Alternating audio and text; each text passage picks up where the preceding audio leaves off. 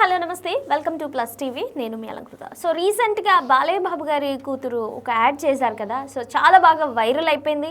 వాళ్ళకి అంతే విధంగా ప్రమోషన్ కూడా జరిగింది. అంటే ఎప్పుడు చేయని విధంగా, అంటే ఆవిడ చూస్తే హీరోయిన్ మెటీరియల్లా ఉన్నారు. బట్ ఎందుకు ఇండస్ట్రీలోకి అడుగు పెట్టలేదు, సడన్గా ఈ యాడ్లోకి ఎందుకు వచ్చారనే విషయాల గురించి మనమైతే మాట్లాడుకుందాం. సో హాయ్ సార్, నమస్తే. నమస్తే. యాడ్ చూసారా సార్? బాగుంది కదా సార్?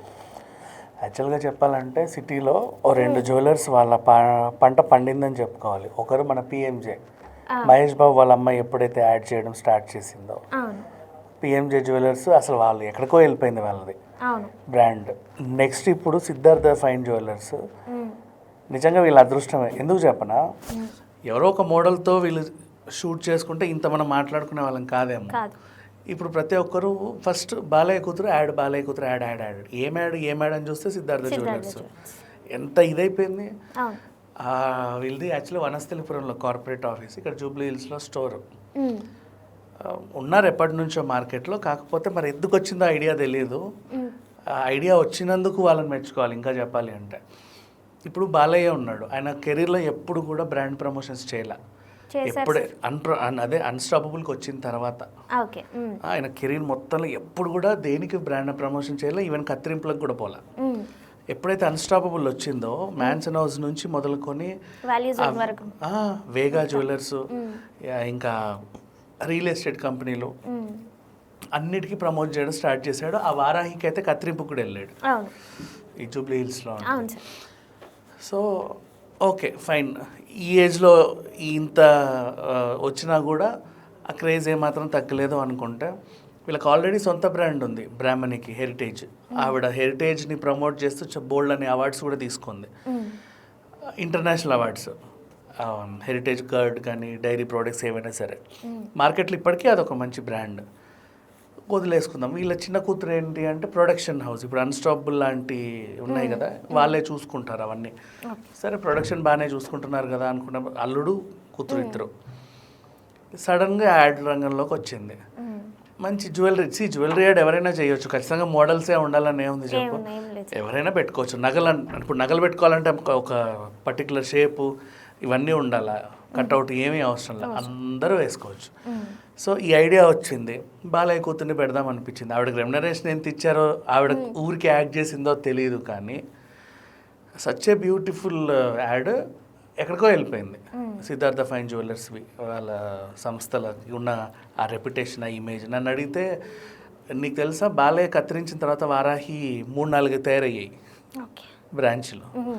ఇవి కూడా ఊరంతా బ్రాంచ్లు వస్తాయేమో అనిపిస్తుంది. కానీ నాకు ఒక డౌట్ వస్తుంది సార్, ఎంత పెద్ద సెలబ్రిటీ వచ్చి అక్కడ ఇది చేస్తే కానీ బ్రాంచ్లు పెరగా ఉంటారు కదా, నిజంగా బిజినెస్ రన్ అవుతుందా సార్? డబ్బులు లేని వాళ్ళ దగ్గర ఎప్పుడైనా లేని వాళ్ళలాగానే ఉంటారు, ఉన్నోళ్ళు ఎప్పుడు ఉన్నలాగే ఉంటారు. వాళ్ళకి నీడ్ ఉంటే కొనుక్కుంటారు. అంతేగాని బాలయ్య వచ్చి కట్ చేశాడా లేకపోతే హీరోయిన్ వచ్చి కట్ చేసిందని చూడరు కదా, ఎందుకంటే కష్టపడి పెట్టే డబ్బులు కదా సార్ అవన్నీ. అలా ఉంటుందంటారు. యాక్చువల్గా గోల్డ్ ఎప్పుడైనా సరే ఏం చేస్తారు చాలామంది, మ్యాక్సిమం నాకు తెలిసినంతవరకు 50% జనాలు ఏం చేస్తారంటే, మనకి తాతల కాలం నుంచి ఎవరి దగ్గర అయితే చేయించుకుంటాం వాళ్ళ దగ్గరికే వెళ్తారు.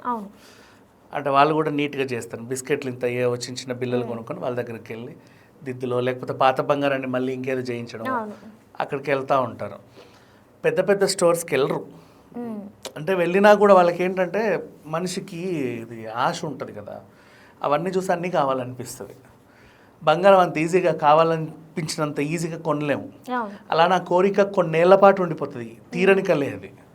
ఇప్పుడు చూసావు 2 కిలోల నగ చూసావు నువ్వే, బాధ ఉంటే ఎంత బాగుండో అనిపిస్తుంది. వాడు కూడా నీకు వేసి మరీ చూపిస్తాడు, చూడమ్మా ఎలా ఉన్నావో అని.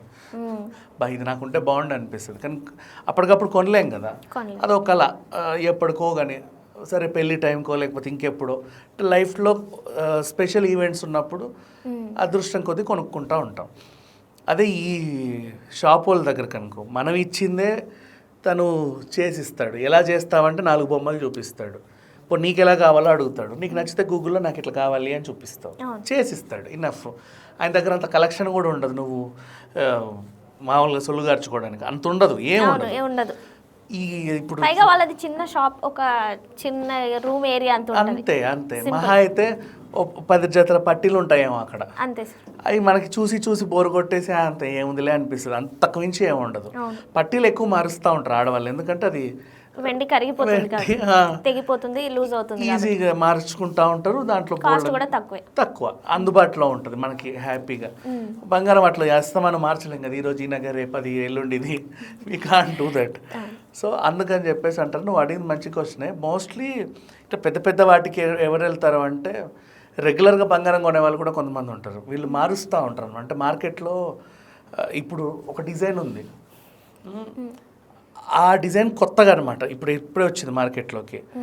అది వేసుకొని ఆ ఫంక్షన్కి వెళ్ళాలి వాళ్ళు ఖచ్చితంగా.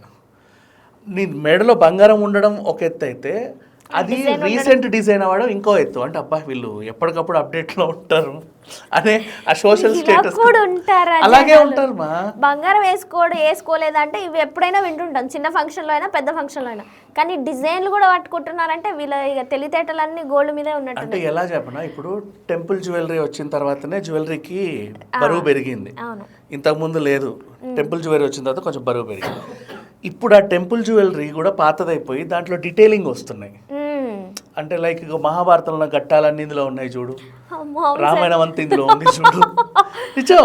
చీరలు కూడా అలాగే చేస్తున్నారు సరే.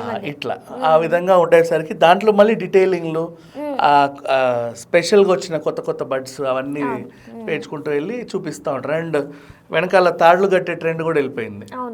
దానికి మళ్ళీ కొత్త కొత్త డిజైన్లు, కొత్త కొత్త ట్రెండ్, ఇట్లాంటివన్నీ వచ్చేసరికి ఆ హుక్కులు కూడా మారుతున్నాయి. ఒకప్పుడు ఇట్లా ఎస్ షేప్లో వచ్చేవి, తర్వాత ఇప్పుడు ఈ షేప్ అయిపోయింది. ఇప్పుడు దాంట్లో ఇంకా డిఫరెంట్ షేపులు, ఇవి నట్లు పెట్టడం, బోట్లు పెట్టడం, డిఫరెంట్గా అటాచ్ చేయడం. ఆ హుక్కును బట్టి కూడా నువ్వు మార్కెట్లో నువ్వు ట్రెండింగ్లో ఉన్నావో లేదో తెలుస్తుంది. ఇంకెప్పుడు ఫోకస్ చేయలేదు సార్ మనం. ఈవెన్ బుట్టల్లో కూడా ఆ డీటెయిలింగ్, రింగ్స్లో కూడా డీటెయిలింగ్ ఉంటుంది ఈ రోజుల్లో. కాబట్టి ఇది కోరుకునే వాళ్ళు ఖచ్చితంగా పెద్దదానికి ఏదైనా వెళ్ళాలనుకుంటారు.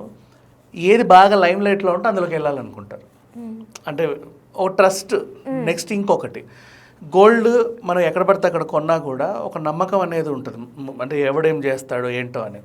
పెద్ద పెద్ద స్టోర్లకి వెళ్ళాలంటే భయం, వాటి లోపల ఏదో పెట్టి అంటగట్టేస్తారు, మళ్ళీ వెళ్ళి మనం అడగగలమో లేదో, ఆ ఓనర్లు ఎక్కడ ఉంటారో, ఇలాంటి ఫీలింగ్స్ ఉంటాయి. ట్రస్ట్ ఏంటంటే ఇప్పుడు బాలయ్య కూతురు, అబ్బా పర్లేదు వెళ్ళొచ్చు ఆమె నమ్మింది అంటే, ఇట్లాంటి ఒక ట్రస్ట్ కూడా ఉంటుంది. ఇప్పుడు మహేష్ బాబు మీద ఉన్న ట్రస్ట్తో పిఎంజే కొంటారు. అట్లా ఆ బ్రాండ్కి ఆ ప్రమోటర్స్ ఎవరైతే బ్రాండ్ అంబాసిడర్ ఉంటారో వాళ్ళ మీద కూడా ఒక చిన్న గుడ్ విల్ ఉంటుంది. ఆ నమ్మకంతో కూడా వెళ్తారు. సో అందుకని హిట్ అయిపోయింది అవుతుంది. మేబీ అంటే చాలామంది హీరోయిన్గా ఎంట్రీ ఇస్తుందా ఏమైనా, మేబీ నెక్స్ట్ ప్రాజెక్ట్స్ ఏమైనా చేస్తుందా దీని తర్వాత అని కూడా కింద కామెంట్స్ చూస్తున్నాం. అదే ఉండదు, నాకు తెలిసి అదే ఉండదు. తన ప్రొడక్షన్ రంగంలోనే ఉంటుంది. మేబీ చేస్తే ఏమైనా హోస్ట్గా ట్రై చేయొచ్చు. ఓకే.